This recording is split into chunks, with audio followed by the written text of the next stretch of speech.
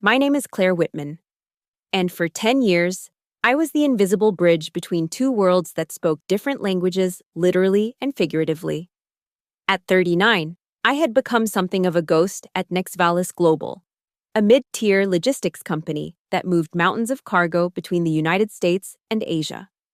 My official title was International Contract Specialist and Linguistic Coordinator, but what I really did was translate not just words, but entire cultures. Every morning at 7:30, I'd settle into my corner cubicle with a cup of coffee that had gone cold before I'd taken the first sip. The stack of contracts, emails, and correspondence waiting for me was always intimidating dense legal documents in Mandarin that required not just translation, but interpretation. The difference between those two things, I learned early on, could cost companies millions. I spent my days parsing the subtle differences between formal and informal address, understanding when silence meant agreement and when it meant offense, and most importantly, fixing the cultural landmines that my American colleagues unknowingly planted in their communications. When our VP of Sales, Brad Morrison, would dash off an email saying, "Let's cut to the chase and nail down these details," I'd carefully rework it into something that wouldn't make our Chinese partners feel like they were being interrogated by a cowboy. The irony wasn't lost on me that in a company built on moving things from point A to point B, I was the one person who understood that sometimes the most important part of the journey happened in the spaces between words. My office was strategically positioned near the executive wing, close enough that I could hear the muffled conversations through thin walls, but far enough away that I was rarely included in them. I'd become expert at reading the temperature of our international relationships through the tone of incoming emails, the length of response times, and the subtle shifts in language that indicated when we were walking on thin ice. Our primary partner was Golden Harbor Shipping, based in Shanghai, with whom we'd maintained a lucrative relationship for 8 years. The key contact there was Liu Mei, a sophisticated woman in her 50s who managed international partnerships with the precision of a surgeon. She and I had developed a professional rapport built on mutual respect for the complexity of cross-cultural business. She never sent emails directly to our executives, everything flowed through me, which gave me an unusual amount of influence that nobody at Nexvalis seemed to recognize. The work was challenging in ways that my colleagues couldn't fathom. When Liu Mei sent a message saying the delivery timeline was somewhat flexible, I knew she meant there was a serious problem that needed immediate attention. When she complimented our continued partnership spirit, she was actually expressing disappointment about something we'd done wrong. Reading between the lines wasn't just part of my job, it was the most critical part. I translated not just the language, but the emotion, the intent, and sometimes the carefully concealed threats that came packaged in polite business correspondence. There were contracts where a single mistranslated phrase could void millions of dollars in agreements, and emails where the wrong tone could end relationships that had taken years to build. But none of my American colleagues understood this nuance. To them, Chinese was just another language that could be plugged into Google Translate. They didn't grasp that business relationships in China were built on concepts like guanji networks of mutual obligation that couldn't be captured by algorithms. They didn't understand that the phrase, "we'll consider it," could mean anything from absolutely yes to never in a million years, depending on context, timing, and a dozen other cultural factors. For a decade, I'd been the silent guardian of relationships worth tens of millions of dollars. And the tragic part was that most days, I felt completely invisible. The first sign that things were changing came on a Tuesday morning in March when I noticed that my keycard wouldn't open the door to the executive conference room. I'd been using that room for important calls with our Asian partners for 3 years, but suddenly I was locked out. When I asked Martha from facilities about it, she gave me a look that was equal parts pity and avoidance. "Oh, that's probably just a system glitch," she said. But her voice had the hollow ring of someone who knew exactly what was happening and couldn't say it out loud. The second sign was more subtle. People stopped making eye contact in the hallways. Conversations that would normally continue when I approached suddenly shifted to topics like weekend plans or the weather. I'd walk into the break room and find myself in those awkward silences that happen when you've just missed hearing something important about yourself. During our weekly team meeting, I noticed that Brad Morrison kept checking his phone while I gave updates about our Shanghai negotiations. For months, he'd hung on every word when I'd brief him about Lu Mei's feedback on contract terms. Now he seemed distracted, almost bored, as if my reports had become irrelevant background noise. The third sign was the most telling. I found it completely by accident when I was looking for last quarter's shipping manifests on the shared drive. Buried in a folder marked Q2 Planning was an Excel spreadsheet titled Resource Optimization Phase 2. My name was right there at the top of a list under a column header that read, Redundant Positions, AI Integration Opportunities. I stared at that screen for a full minute, my coffee growing cold in my hands. Below my name were detailed notes. Language services, current annual cost, $85K plus benefits. Recommended replacement Google Translate. Subscription $200 month plus internal training for key personnel. The math was breathtaking in its simplicity. From their perspective, they were paying me roughly $100,000 a year to do something that a $20 monthly software subscription could handle. It was the kind of cost-cutting logic that looked brilliant in a PowerPoint presentation and disastrous in real life. I scrolled down and found implementation timelines, budget projections, and even a draft announcement about modernizing our language services through cutting-edge AI technology. There was a note from our CFO, Janet Walsh. Claire's been here forever, but honestly, how hard can translation be in 2024? The technology is there. That night, I went home to my small apartment and sat in my kitchen, staring at the stack of Mandarin language books that had been my constant companions for over a decade. I thought about all the late nights I'd spent crafting emails that would smooth over cultural misunderstandings, all the phone calls where I'd served as more than a translator. I'd been a cultural ambassador, a relationship counselor, and sometimes a crisis manager. But I also understood their logic. To someone who'd never had to explain why you can't rush a Chinese business partner during Spring Festival, or why certain colors couldn't be used in packaging for the Asian market, my job probably did look like something Google Translate could handle. The official meeting came 2 weeks later. It was scheduled as a resource optimization touchpoint, which should have been my first clue that corporate euphemisms were about to destroy my life. I was called into the small conference room next to HR, where Janet Walsh sat across from a man I'd never seen before who introduced himself as a transition consultant. The meeting lasted exactly 18 minutes, and I know because I watched the clock on the wall, focusing on anything other than the words coming out of their mouths. Claire, we want to start by acknowledging your tremendous contributions to Nix Valis over the past decade. Janet began, reading from what was clearly a script. Your dedication to our international partnerships has been invaluable. The word has been hung in the air like smoke from an extinguished candle. However, as part of our ongoing commitment to operational efficiency and technological advancement, we've made the decision to modernize our language services division. The consultant jumped in with the kind of enthusiasm that only comes from someone who's never had to do the actual work they're eliminating. The advances in AI translation technology have been remarkable. Google Translate now offers real-time conversation translation with 95% accuracy across 108 languages. We're confident that with proper training, our existing team members can handle any translation needs going forward. I wanted to laugh. I wanted to pull out my phone and show them what Google Translate did to the phrase breach of mutual respect when you ran it through English to Mandarin and back again.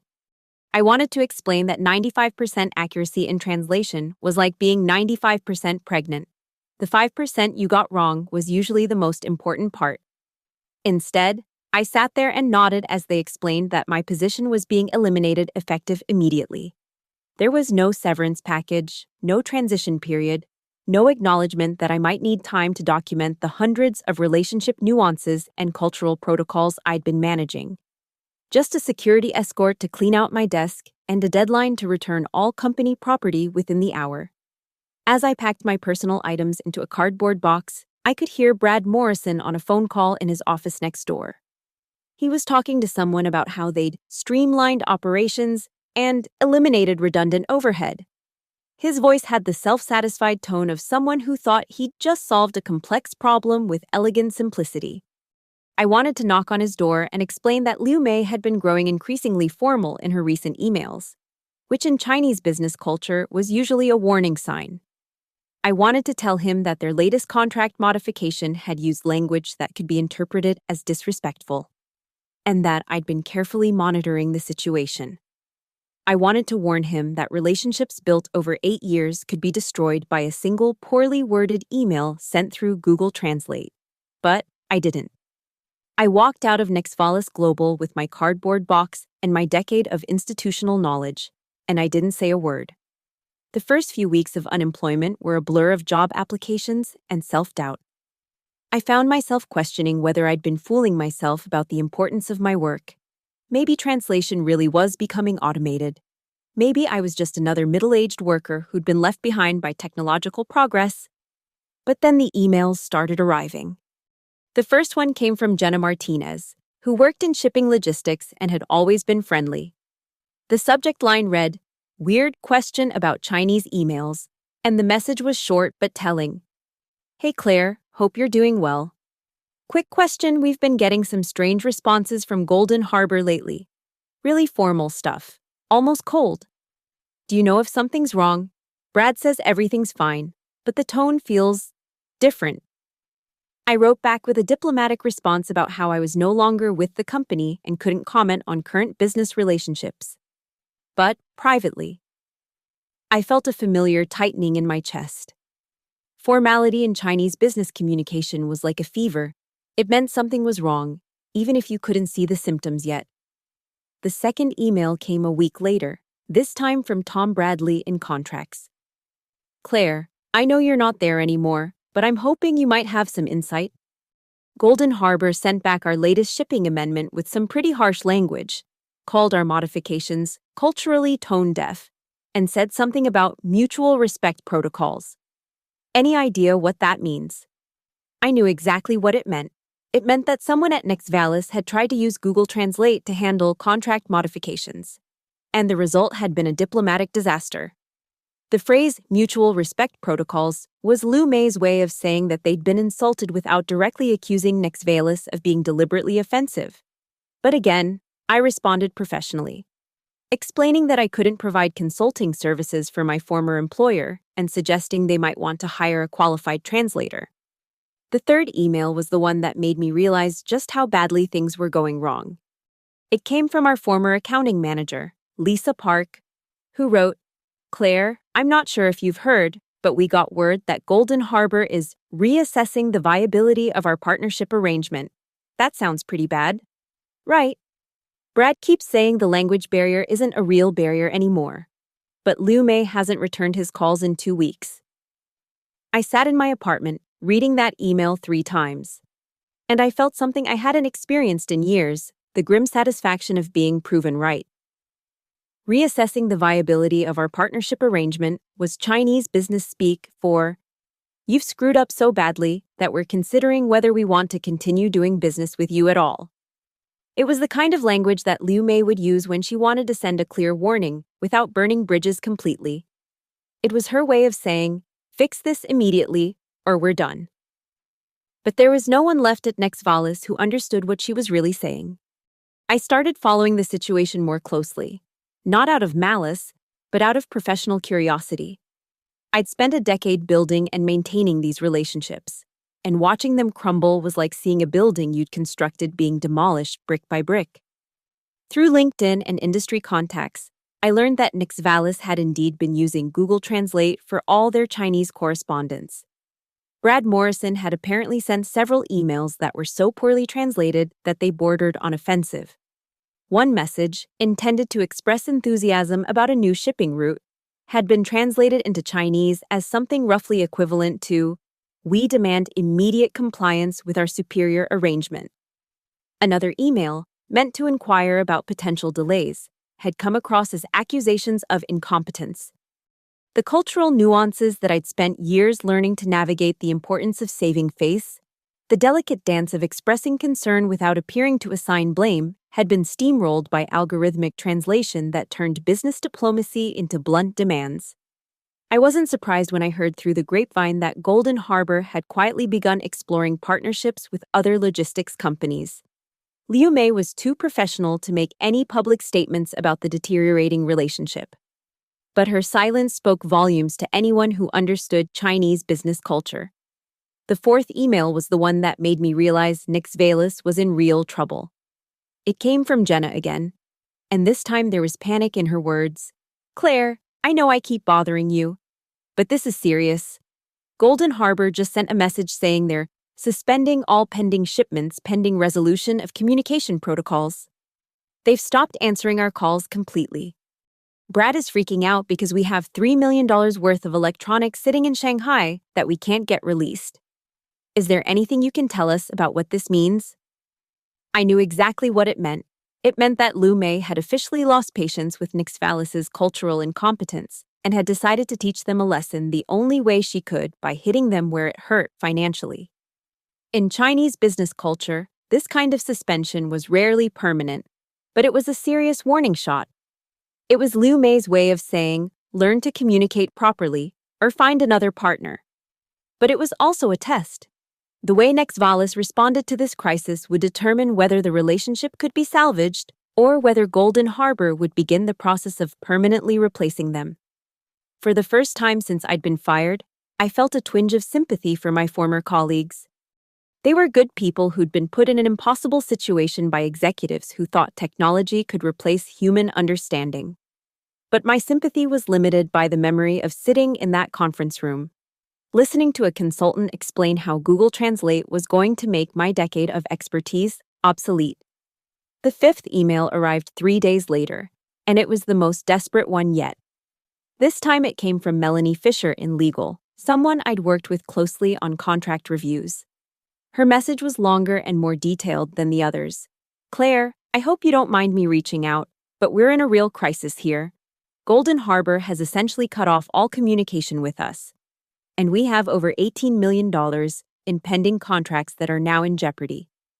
We think there may have been some translation errors in our recent correspondence that have caused offense, but we're not sure how to fix it.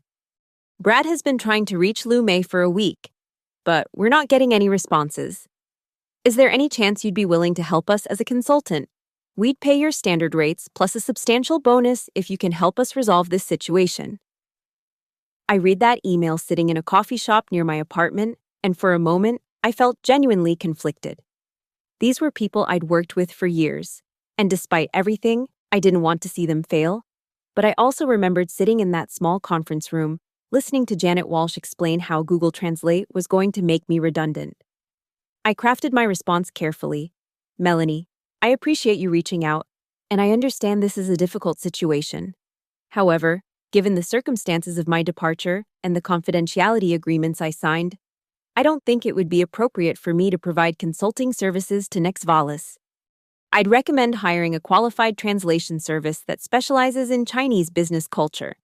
These situations can often be resolved with the right approach and proper cultural sensitivity. Best of luck to you and the team. It was professional, polite, and completely unhelpful, just like the dozens of emails I'd sent over the years to vendors and partners who'd asked for favors after treating me like an expendable resource. I sent the email and closed my laptop, feeling a strange mixture of guilt and satisfaction. I'd spent 10 years being the invisible bridge between two cultures, and now that bridge was gone. Nixvalis was learning the hard way that some things couldn't be automated, digitized, or optimized away. The next development came not through email, but through a phone call from Amy Chen, no relation to any Chinese contacts who worked in business development at a competing logistics company called Crescent Freight. I'd never met Amy, but she'd gotten my contact information from a mutual connection in the industry. Claire, I hope you don't mind the cold call, but I've been hearing some interesting things about your situation at Nixvalis, she said. I was wondering if you might be interested in having coffee to discuss some opportunities we have here at Crescent. Crescent Freight was everything that Nixvalis wasn't. They were smaller but more sophisticated, with a reputation for understanding international markets in ways that larger companies often missed. Their client base included several high-end manufacturers who valued relationships over cost-cutting. and they'd been steadily gaining market share by focusing on service quality rather than operational efficiency. Amy and I met at a downtown coffee shop, and within the first 5 minutes of conversation, I knew I was talking to someone who understood the value of what I did. She didn't ask me about Google Translate or question whether human translators were still necessary in the age of AI. Instead, she asked me about gift-giving protocols in Chinese business culture, about the importance of timing in international negotiations, and about how to navigate the complex relationship between respect and hierarchy in Asian markets. "We've been looking for someone with your background for over a year," Amy explained. "Our current approach to international partnerships is decent, but we know we're missing nuances that could help us build stronger relationships. We're not interested in competing on price alone, we want to compete on understanding." She outlined a position that was everything my role at Nextvalis should have been: Senior Director of International Relations, with a focus on Asian markets. The salary was 40% higher than what I'd been making, and the role came with actual authority to shape how the company approached international partnerships. But the most appealing part wasn't the money or the title, it was the respect.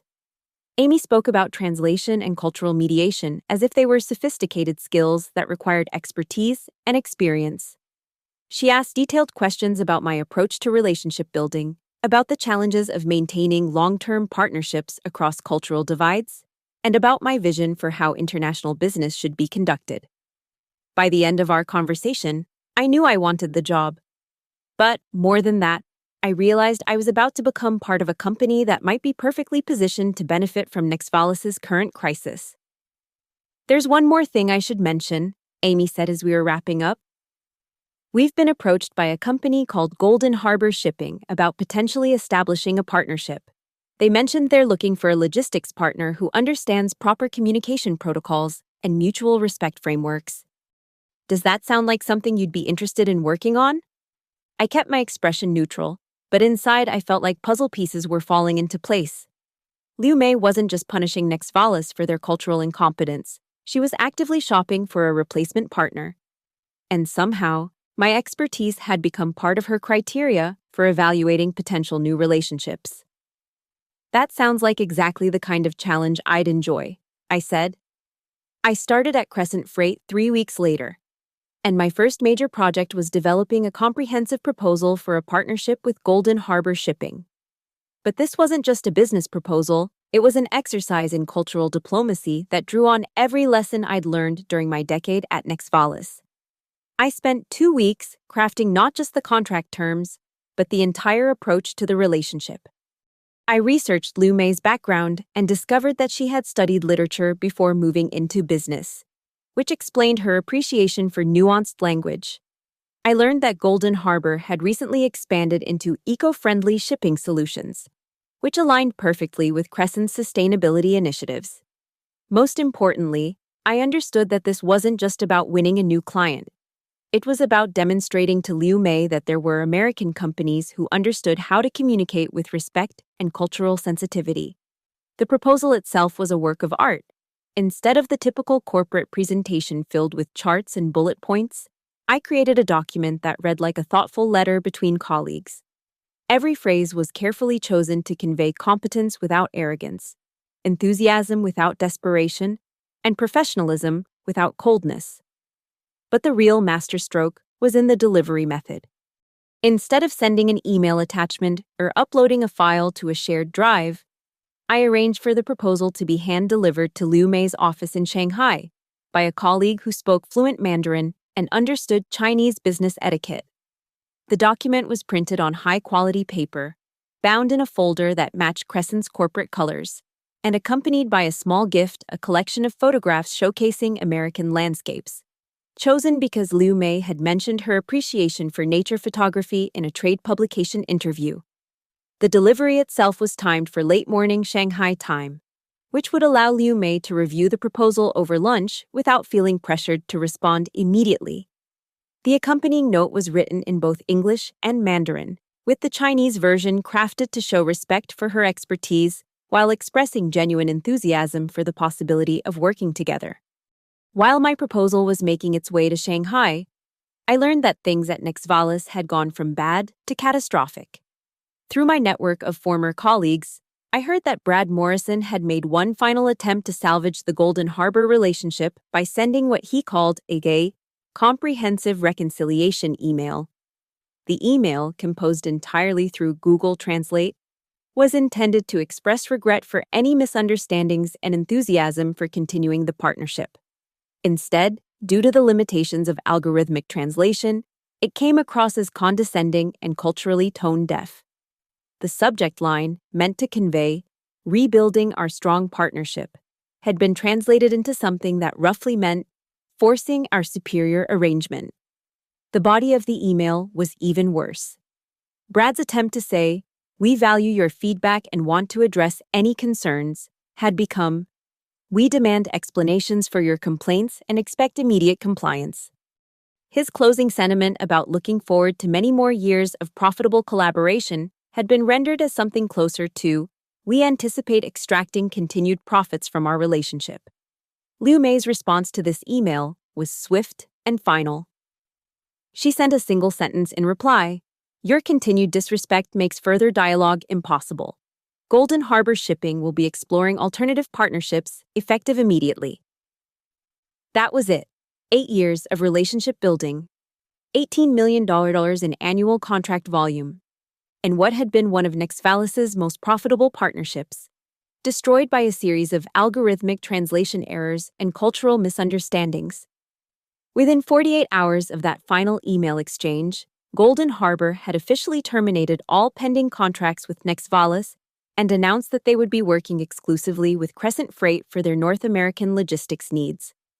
The announcement came not through any public press release, but through a carefully worded statement on Golden Harbor's website that praised Crescent's commitment to cultural understanding and respectful communication practices.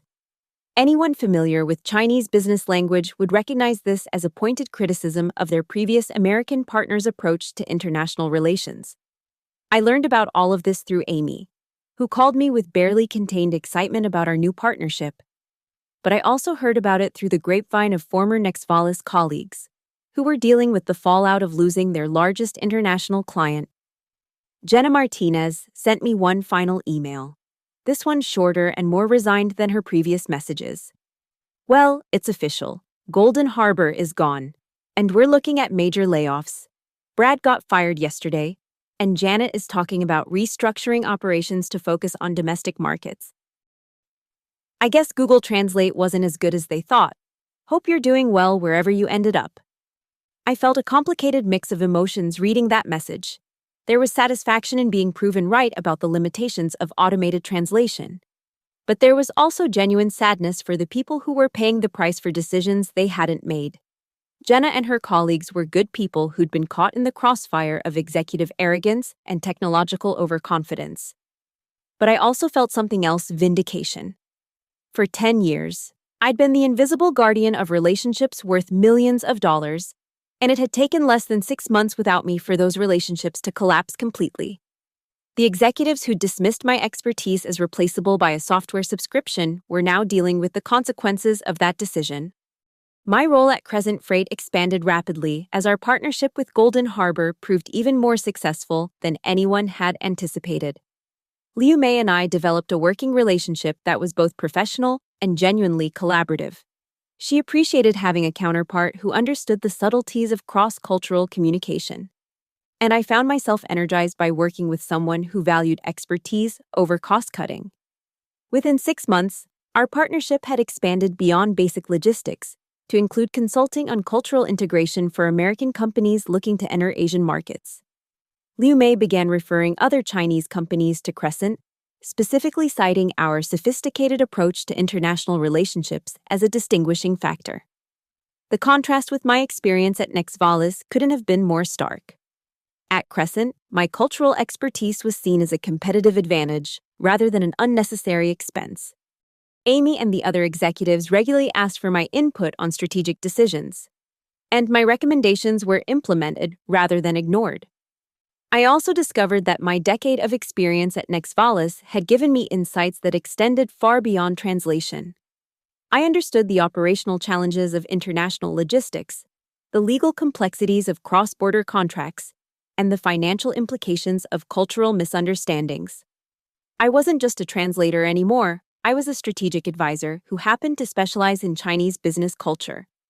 The irony wasn't lost on me that Nextvalis' attempt to eliminate my position had actually launched me into a role that was more influential and better compensated than anything I could have achieved while I was there.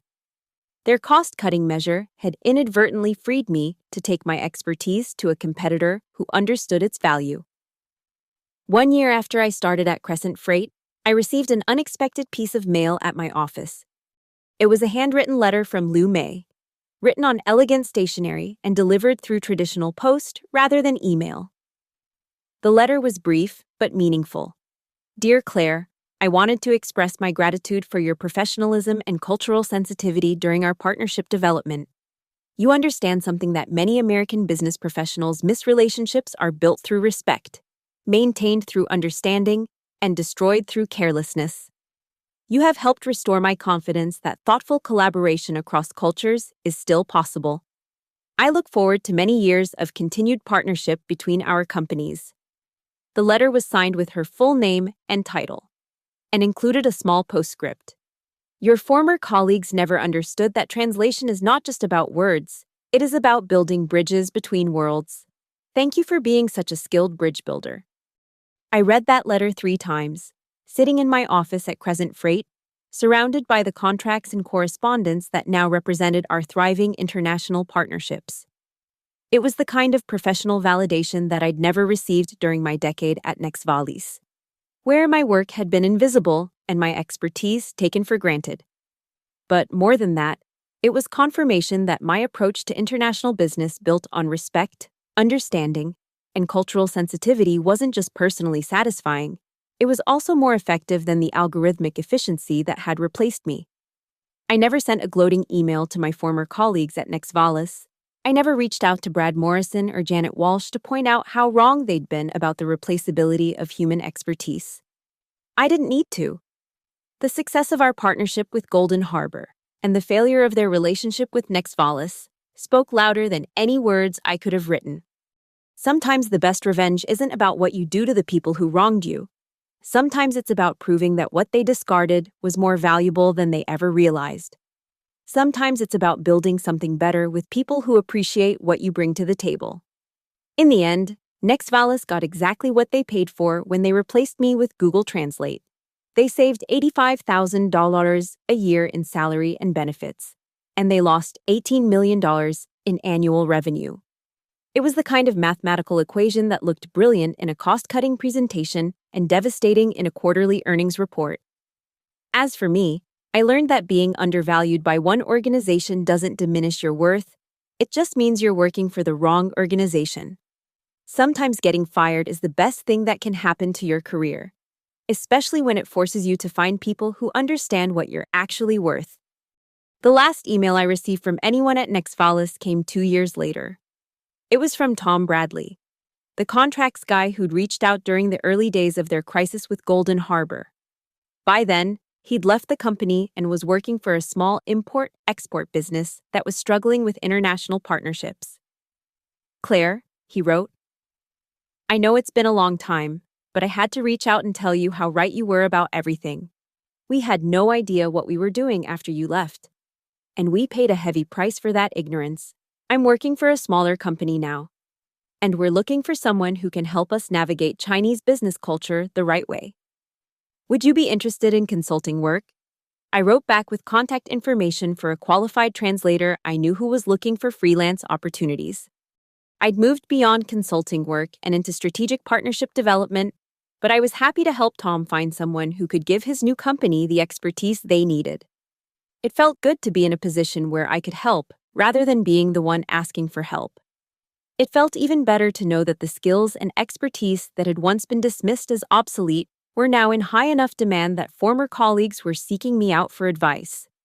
But the best part was the knowledge that I'd found my place in an organization that valued cultural understanding over cost optimization, that prioritized relationship building over algorithmic efficiency, and that understood the difference between translation and communication.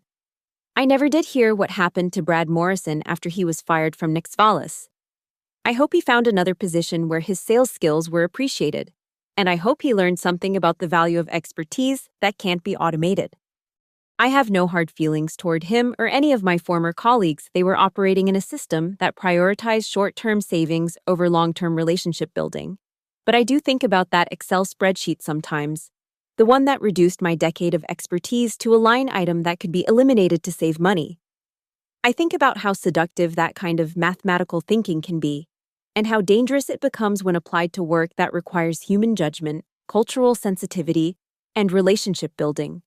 Most of all, I think about Liu Mei's letter, and her observation that translation is about building bridges between worlds. That's what I've spent my career doing. And that's what I'll continue doing for as long as there are companies smart enough to understand that some bridges can't be built by algorithms. The technology will keep improving, and someday AI might actually be able to handle the nuances of cross-cultural business communication. But until that day comes, and maybe even after, there will be value in human expertise, cultural understanding, and the kind of relationship building that happens one conversation at a time. I learned that lesson the hard way at Nixvalis, but I'm applying it every day at Crescent Freight. And judging by our continued success with Golden Harbor and our expanding partnerships throughout Asia, I'm not the only one who understands the difference between translation and communication. Sometimes the best revenge is simply proving that you were right all along.